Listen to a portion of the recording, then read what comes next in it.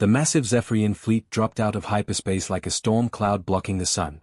Admiral Kethvar stood on the bridge of his flagship, watching thousands upon thousands of warships spread across the void. 50,000 vessels strong, the invasion force represented the combined might of 12 alien worlds, each ship bristling with weapons that had conquered 100 systems. Target confirmed, Admiral, his tactical officer reported, his scaled fingers dancing across holographic displays. The third planet shows signs of industrial civilization. Primitive fusion drives, basic metal hulls, crude energy weapons. Kethvar's 4 eyes focused on the small blue world spinning peacefully in the distance. After 3 millennia of expansion, the Zephyrian Empire had learned to spot easy conquests. This species called themselves humans, and their entire defense consisted of a single pathetic fleet orbiting their homeworld. How many ships do they have? Kethvar asked, though he already knew the answer would amuse him. 847 vessels, sir. Mostly small destroyers and cruisers.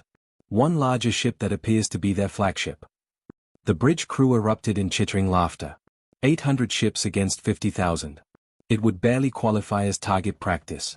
Meanwhile, on the bridge of the human flagship Thunderbolt, Admiral James Fletcher studied his tactical screens with calm eyes. His weathered face showed no fear as he counted the alien vessels spreading across space like locusts. At 62 years old, Fletcher had spent his entire career preparing for this moment, though he'd secretly hoped it would never come.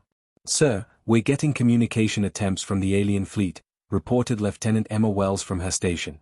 The young communications officer's voice was steady, but Fletcher could see her hands trembling slightly as she worked. "Put it through, Emma. Let's hear what they have to say." The bridge speakers crackled to life with harsh, guttural sounds that hurt human ears. Seconds later, the ship's translation computer converted the alien language into English. "Attention primitive humans of the third planet. I am Admiral Kethvar of the Zephyrian Empire. Your world has been selected for integration into our domain. You will surrender immediately and prepare for occupation. Resistance will result in the complete destruction of your civilization." Fletcher stood slowly, straightening his blue uniform jacket. Around him, his bridge crew waited in tense silence. Captain Rebecca Stone commanded the destroyer Lightning somewhere in the fleet formation. Captain Sarah Mitchell led a squadron of heavy cruisers. Captain Thomas Wright held position with the battleships. All good people. All ready to die for their world. "Open a channel," Fletcher ordered. "Channel open, sir." Fletcher cleared his throat and spoke with the calm authority that had earned him command of Earth's defense forces. "This is Admiral James Fletcher of the Terra Defense Service. We have received your message and considered your terms." He paused, letting the words carry across the void to 50,000 alien warships. "We respectfully decline." The alien response came immediately, a sound like grinding metal that the translation system identified as laughter. "Admiral Fletcher, your courage is noted, but your position is hopeless. You command less than 1,000 ships against our 50,000. Surely even primitive minds can understand such mathematics." Fletcher smiled grimly. "I've never been very good at math. But I am good at fighting. If you want our planet, you'll have to take it." On the Zephyrian flagship, Admiral Kethvar studied the human formation with professional interest. The enemy ships held a tight defensive formation around their homeworld, their weapons powered and shields raised. It reminded him of stories from his youth about small animals that would bare their teeth at predators 10 times their size. "Sir, should we demand surrender one more time?" asked his tactical officer. "No," Kethvar replied. "They have chosen death over wisdom. We will grant their request." He turned to his communication station. "Signal the fleet. All ships advance. Destroy the human vessels, but leave their planet intact. The Empire has use for worlds, even if their inhabitants lack intelligence." The Zephyrian Armada began moving forward like a tide of metal and death. Plasma cannons charged with deadly energy. Missile tubes loaded with warheads that could crack continents.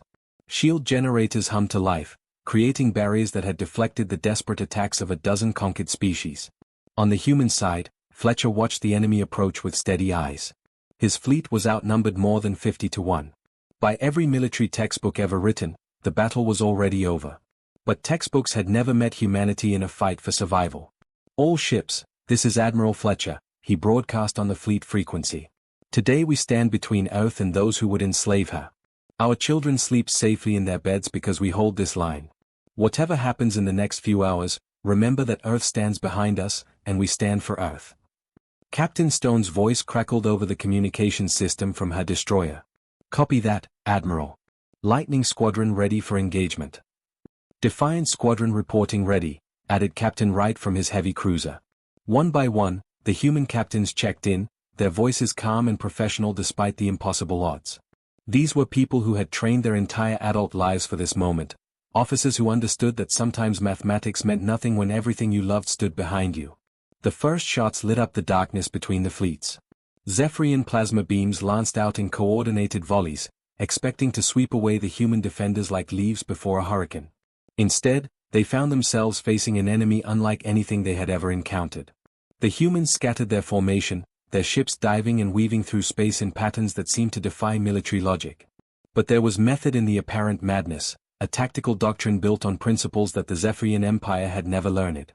The largest space battle in human history had begun, and neither side yet understood that this single engagement would change the balance of power across the entire galaxy. The battle erupted across millions of kilometers of empty space as Zephyrian plasma cannons fired their first coordinated salvo. Streams of superheated energy cut through the void, aimed at the human fleet with computer-guided precision. The aliens expected to see enemy ships vaporized in the opening moments, clearing the path to Earth. Instead, they watched in confusion as the human vessels scattered like startled fish. The tight defensive formation dissolved into what looked like complete chaos, with destroyers diving below the plane of battle while cruisers climbed above it. The careful targeting solutions programmed into Zephyrian weapons found empty space where human ships should have been. Commander Thomas Wright pushed his heavy cruiser Defiance into a spiraling dive that should have torn his ship apart. The hull groaned under impossible stresses as he threaded between three Zephyrian battleships, their massive guns tracking his movement too slowly to lock on.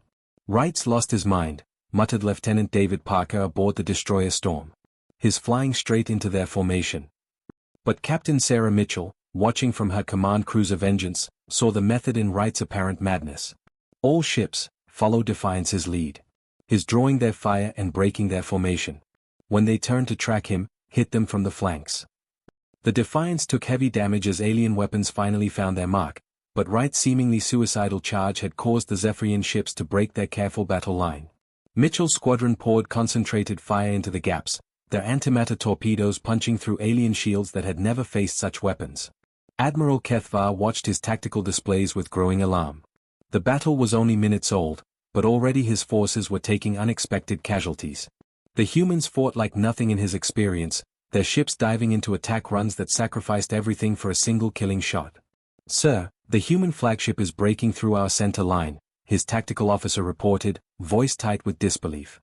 On the Thunderbolt's bridge, Admiral Fletcher studied the chaos unfolding around him. His people were dying, good officers he'd served with for decades, but they were making every death count.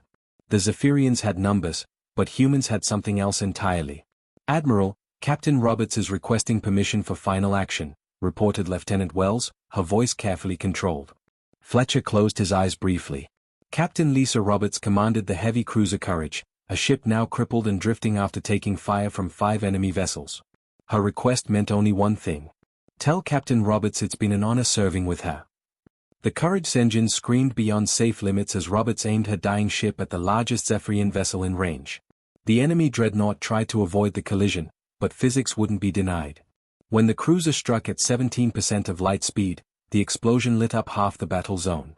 But as the nuclear fire faded, something impossible emerged from the chaos. The humans were winning.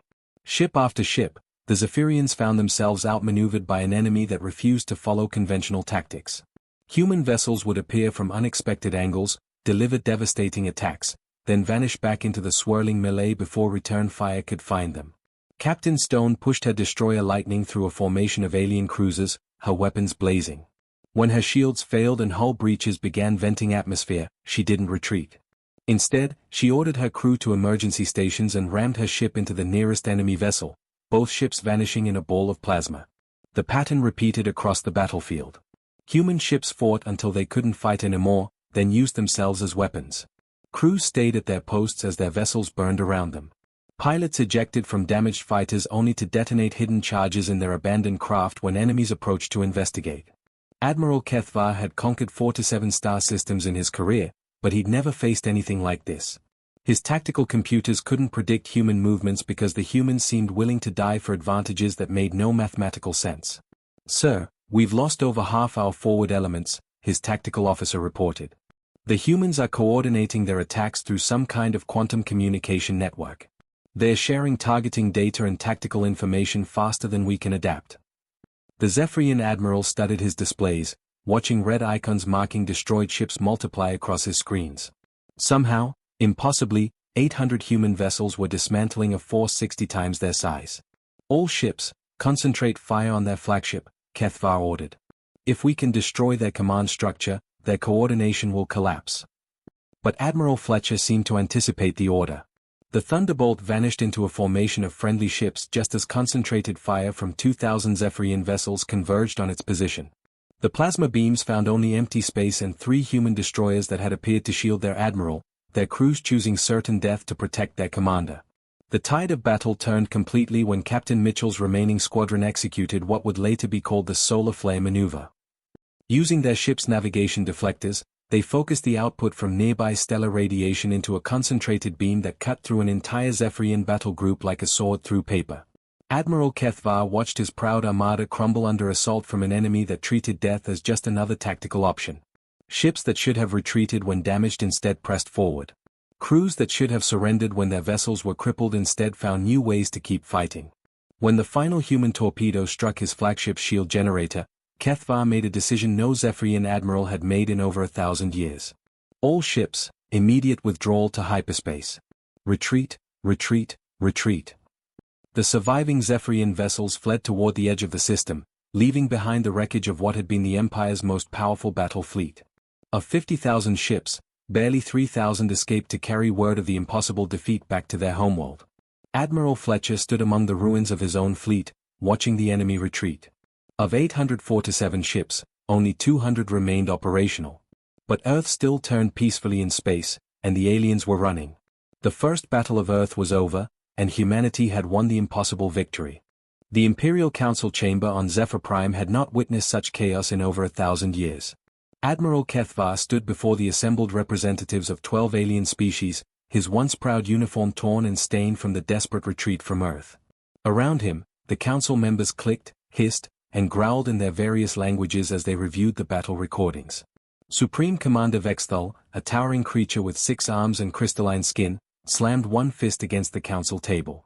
"You expect us to believe that 50,000 warships were defeated by less than 1,000 primitives?" Kethvar straightened his shoulders, meeting the Supreme Commander's glowing eyes. "The battle recordings are complete and unedited. These humans fight with tactics we have never encountered. They use their own deaths as weapons." High Admiral Nexaria of the Third Dominion leaned forward, her scaled head tilting in disbelief. "Impossible. No species can overcome such numerical disadvantage through tactics alone. You must have encountered some unknown superweapon." "There was no superweapon," Kethvar replied firmly. "Only humans who refuse to accept defeat. They coordinate their attacks through quantum communication networks. Their ships ram our vessels when conventional weapons fail.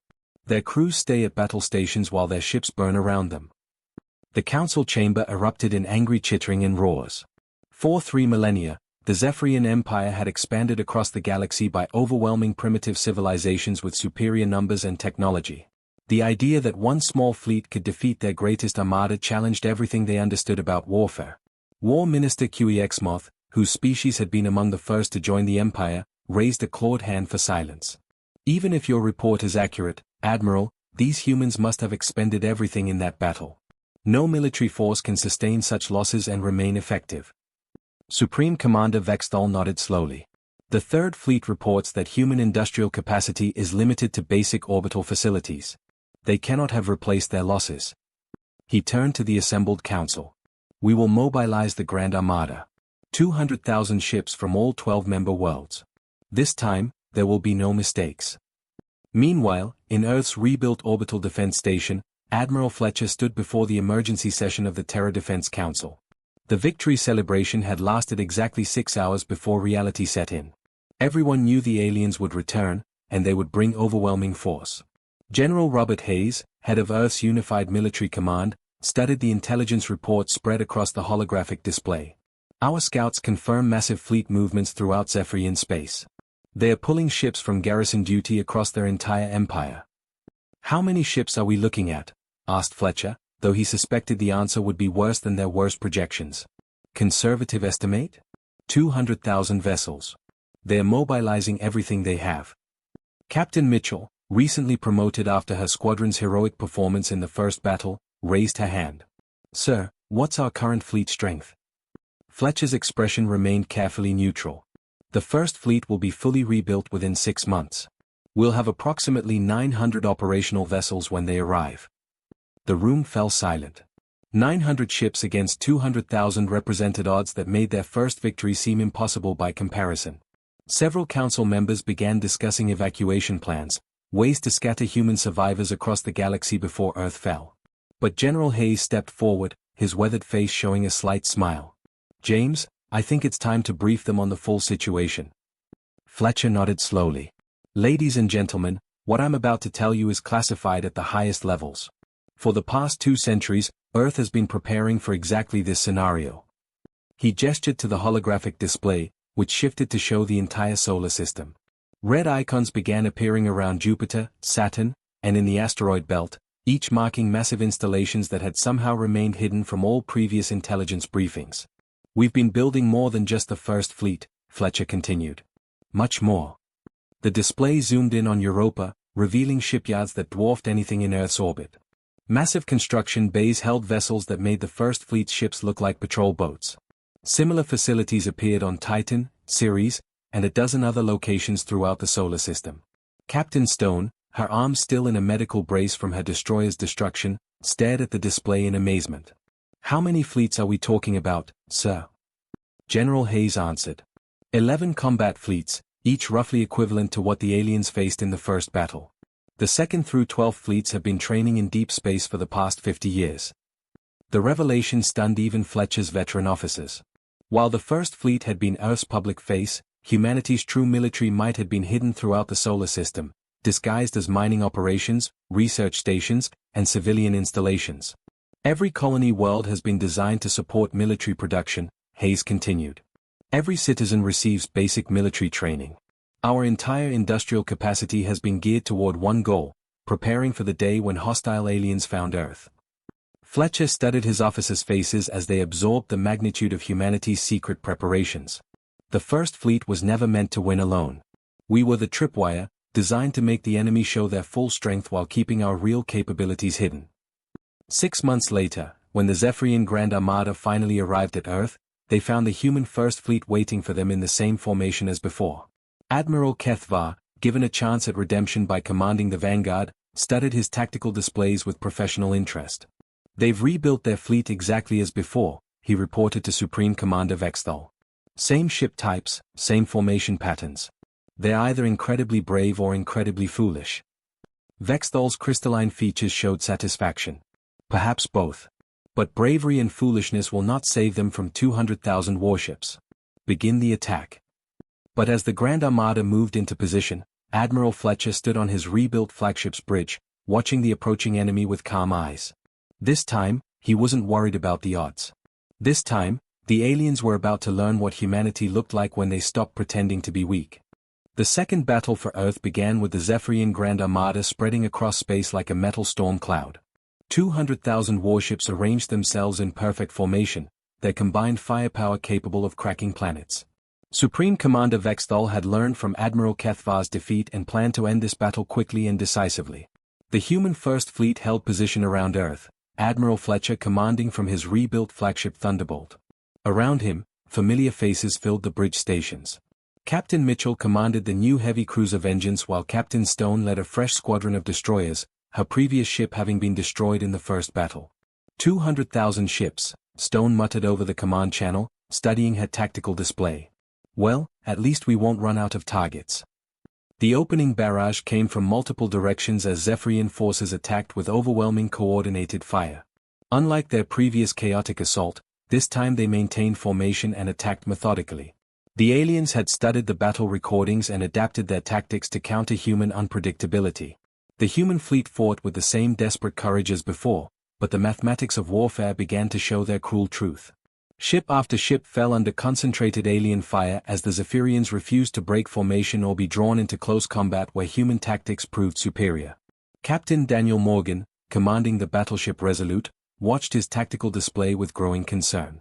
"Admiral, they're not making the same mistakes as last time. They're staying in formation and using long-range bombardment. We can't get close enough to hurt them."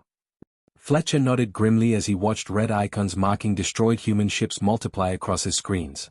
The enemy had learned from their defeat and now fought with cold, mechanical precision. His fleet was giving everything they had, but there were simply too many alien vessels. "Sir, the Courage is reporting critical damage," Lieutenant Wells announced from her communication station. "Captain Roberts requests permission to attempt ramming speed." "Denied," Fletcher replied firmly. "Tell all ships to maintain formation and continue firing. We're not beaten yet." But privately, Fletcher knew the situation was desperate. Half his fleet was already destroyed or crippled, and the aliens showed no signs of wavering. The Zephyrian Grand Armada pressed forward like an unstoppable tide, their plasma cannons methodically dismantling Earth's defenses. Supreme Commander Vexthal watched the battle unfold from his flagship with cold satisfaction. The humans fight bravely, but they cannot overcome simple mathematics. Their fleet will be destroyed within the hour. Admiral Kethvar, standing beside his superior, felt an odd sense of unease despite their obvious victory. "Sir, something troubles me about their formation. They don't seem desperate enough for a losing battle." "What do you mean?" "In our previous engagement, the humans showed extreme aggression when facing defeat. Now they fight hard but maintain discipline. It's as if they are waiting for something." Vexthal dismissed the concern with a wave of one massive arm. "They are simply accepting the inevitable. Open communications to their flagship." The Supreme Commander's image appeared on the Thunderbolt's main screen, his crystalline features reflecting the bridge's emergency lighting. "Admiral Fletcher, your fleet fights with honor, but the outcome is certain. Surrender now, and your species may survive as servants of the Empire." Fletcher stood slowly, his uniform torn from a console explosion during the latest barrage. Smoke drifted across the bridge, and several stations sparked with electrical damage. For a long moment, he said nothing, then smiled with an expression that made his own officers uncomfortable. "Supreme Commander, I appreciate your generous offer," Fletcher said calmly. "But I'm afraid you've made a fundamental error in your calculations." "What error could that possibly be, human?" Fletcher's smile widened, becoming something cold and predatory. "You assumed you were fighting our entire military force." He turned to Lieutenant Wells. "Emma, send the activation signal." Wells' fingers flew across her console. "Signal transmitted, sir. Authentication codes confirmed." Space around Earth suddenly erupted with new sensor contacts as massive shapes began materializing from seemingly empty void. Cloaking fields dropped and revealed what had been hidden for months as 10 enormous battle fleets took position around the planet. Each fleet was larger than the human First Fleet, their ships sleek and deadly with technology that made the First Fleet's vessels look primitive. Advanced stealth systems had kept them completely hidden from Zephyrian sensors until the moment they chose to reveal themselves. Supreme Commander Vexthal's expression of triumph melted into horror as his tactical officers fed him impossible numbers scrolling across their displays. "Fleet Admiral Catherine Blake, 2nd Fleet, reporting for duty," came a crisp voice over all communication channels. "Sorry we're late, James." "Fleet Admiral William Carter, 3rd Fleet, in position and ready for engagement." "Admiral Jessica Parker, 4th Fleet, awaiting orders." One by one, the hidden fleet commanders checked in with calm professionalism. Admiral Peter Ross of the 5th Fleet, Admiral Helen Foster of the 6th, Admiral Mark Thompson of the 7th, Admiral Susan Clark of the 8th, Admiral Paul Anderson of the 9th, Admiral Karen White of the 10th, and finally Admiral Stephen Miller of the 11th Fleet. Each fleet commander's voice carried the confidence of forces that had been training in deep space for decades, waiting for this exact moment. Admiral Fletcher's voice carried across all frequencies, human and alien alike. "Supreme Commander, allow me to properly introduce you to humanity's actual military capability. What you've been fighting was our local defense fleet. These are our real warships." The Zephyrian Grand Armada, which moments before had been methodically destroying Earth's defenses, suddenly found themselves surrounded by over 100,000 human vessels. Ships equipped with technology that had been secretly developed for 50 years, crews trained specifically for this revelation. Admiral Kethvar stared at his tactical displays, understanding finally dawning. They were never trying to win with one fleet. They were making us commit everything we had so they could destroy us completely. The balance of the battle, and the fate of two civilizations, had changed in an instant. The revelation of Earth's true military might send shockwaves through the Zephyrian Grand Armada. Supreme Commander Vexthal watched his tactical displays in complete disbelief as 11 full battle fleets materialized from empty space. Each formation contained ships more advanced than anything his intelligence services had detected around Earth. "Impossible," he whispered, his crystalline features reflecting the bridge lights. "Our scouts reported only basic industrial capacity. Where did they hide such massive fleets?" Admiral Fletcher's voice carried across all communication frequencies with calm authority. "Supreme Commander, for 200 years humanity has prepared for this moment. Every asteroid mining station, every research facility, every civilian outpost in our solar system was designed with one purpose in mind."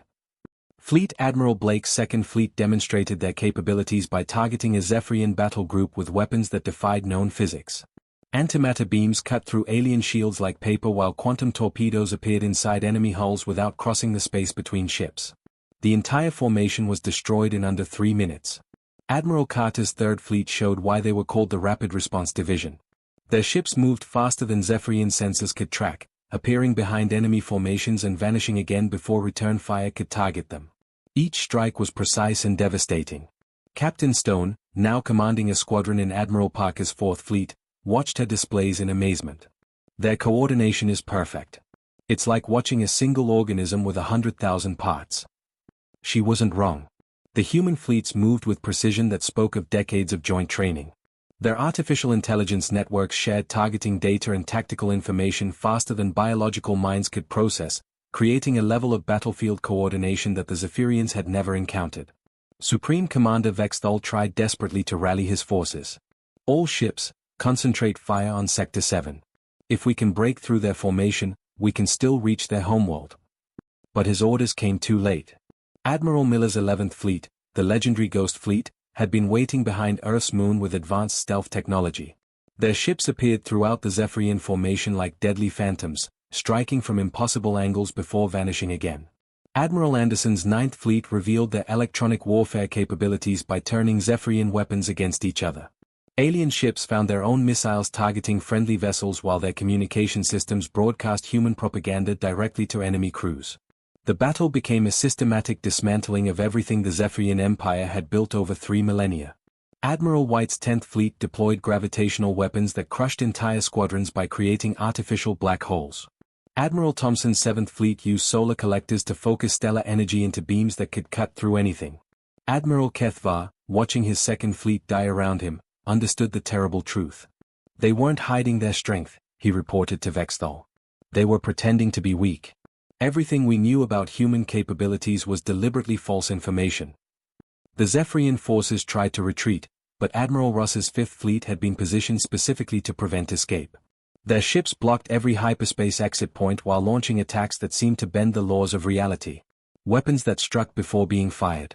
Shields that reflected damage back at attackers. Captain Mitchell, commanding her cruiser Vengeance in the rebuilt First Fleet, watched the alien armada crumble under coordinated assault from forces they never knew existed. "Admiral Fletcher, are we seeing their complete surrender?" Fletcher nodded from his position on the Thunderbolt's bridge. Around him, his officers worked with calm efficiency while managing a battle involving over 300,000 warships. "All Zephyrian vessels, this is Admiral Fletcher. You are completely surrounded and outgunned. Power down your weapons and prepare to surrender, or face total destruction." Supreme Commander Vexthal looked around his bridge at officers who had never known defeat. His mighty Grand Armada, the pride of 12 worlds, was being torn apart by forces that had appeared from nowhere. The humans fought with technology that suggested they were centuries ahead of Zephyrian science. "Sir, we're receiving surrender requests from over half our remaining ships," his communications officer reported with a trembling voice. Admiral Kethvar stepped forward, his uniform torn from emergency maneuvers. "Supreme Commander, we must accept defeat. If we continue fighting, they will destroy every ship in our fleet." The words no Zephyrian military leader had spoken in over 1,000 years came from Vexthal's mouth. "All ships, cease fire. Signal our surrender to the human fleet."